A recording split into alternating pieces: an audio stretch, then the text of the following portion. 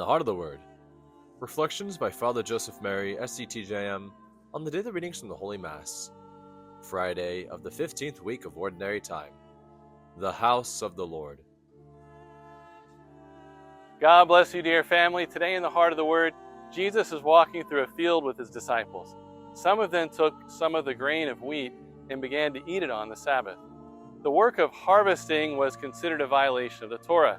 So some of the Pharisees asked Jesus, "Why are you doing what is unlawful on the Sabbath?"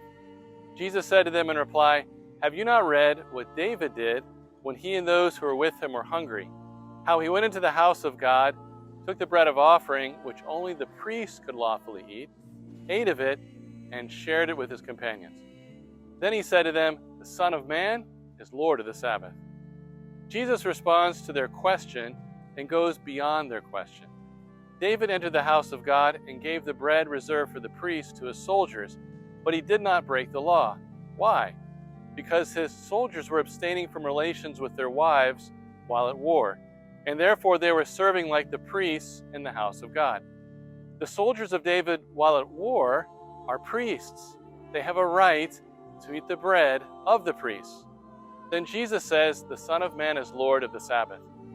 David was Lord over the house of the Lord. He had authority over the house of the Lord, since he was the anointed of the Lord.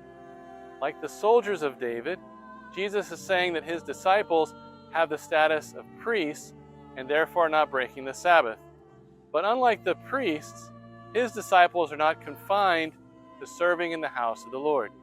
They serve the Lord wherever he is, however he desires, whenever he desires, and they do not violate the Torah, because Jesus is the Lord of the Sabbath, and the Torah serves him.